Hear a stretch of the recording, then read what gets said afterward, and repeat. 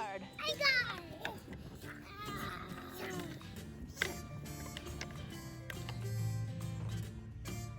Maxwell.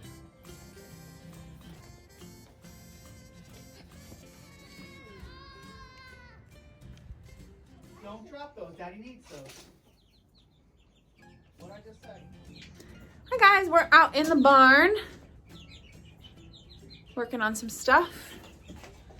Oh, there he goes. He didn't want to be in the video. There's our little manure machines.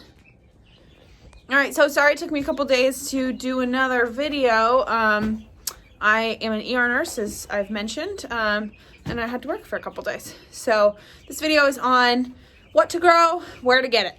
So what to grow is going to come down to two factors. First factor is what your family likes to eat. Sit down and just, take a look at what produce you eat on a weekly basis. What do you guys love? Are you a 2 salad a day person? Do you guys eat pasta 3 times a week? Are your kids crazy for watermelon, for strawberries? Sit down, write those things down. And that's going to kind of become your guideline for what you're going to grow in your garden. There's no use growing things in your garden that you're not going to eat. So grow things you love. The second thing that you're going to do once you have that list made is you're going to look at how much space you have. And for this, I want you to familiarize yourself with the square foot gardening method. It's super simple, you guys. Instead of growing in straight long rows, it's something called intensive gardening, where you grow a certain number of vegetables per square foot. So square foot gardening allows you to grow more per square foot of garden. It's not something that commercial food operations can do because of how commercial equipment works when you harvest vegetables and fruits. But we're not using commercial equipment, so it means that we can grow more food with less space. All right, so with the square foot gardening method, you're gonna see that things like tomatoes, you can only plant 1 per square foot, whereas things like carrots, you can plant 12 per square foot. So your yield per square foot is gonna be a little bit different. So that being said, if you have, say, a 4x4 raised bed, that's all you're growing in this year, you're probably not going to prioritize growing 16 tomato plants or 8 watermelon plants, because that's 1 per 2 square feet. You're probably gonna wanna look at things like lettuces and beets and radishes and carrots that all take up a little less space per plant. So I want you to look at your space requirements and the square foot gardening method with what you guys like to eat, find some common ground, and decide on your planting list. Cool season crops are planting right now. Mine are in my garden. I'm gonna take you guys over there in just a minute. Or I should say some of mine are in my garden.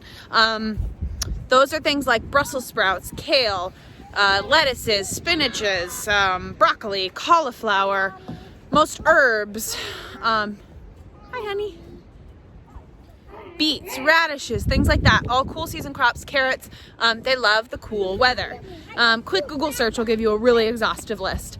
Coincidentally, a lot of the cool season crops are actually very fast growing crops. Beets will give you a crop from seed to pulling them out of the dirt to eat in about 45 days. Radishes will do the same in 30 days. Baby greens will be ready in about 30 days as well. So if you're immediately looking for things to eat, things to keep you out of the grocery store right now, those are the things to go with, and those can go in the ground right now. Once you've figured out what you want to grow, you need to go about getting it. And there's 2 ways to do that. You can grow from seed, or you can go to your local Home Depot, Lowe's, garden center type place and buy transplants. Seeds are about 15 times less expensive, maybe even more, 15 times more affordable than transplants, but there is a bit of more of a learning curve. In addition, a lot of the root crops, things like carrots, beets, radishes, they don't grow really from transplants, so if you want those, you do have to start them from seed. Seed companies, if you're in New England, High Mowing Organic Seeds is who I would recommend above and beyond anybody else. Online, I think free shipping over $12. It comes in an envelope. It's really fast.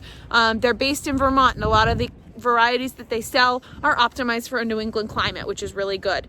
2 other companies, Johnny Select Seeds, a little more economical, but geared more towards like commercial farmers, commercial food operation.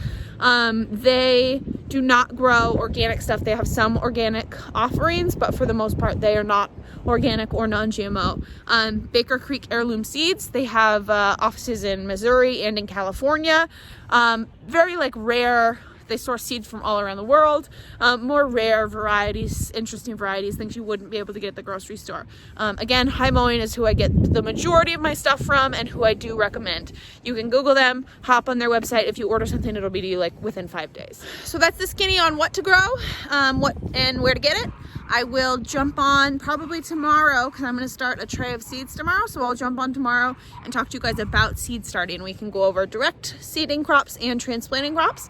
If you have questions for me, please leave them in the comments, or you can reach out on Instagram at Stone Willow Farm, all one word. And I'm typically best reached there on the comments or through DMs. Enjoy. I hope you order your seeds tonight.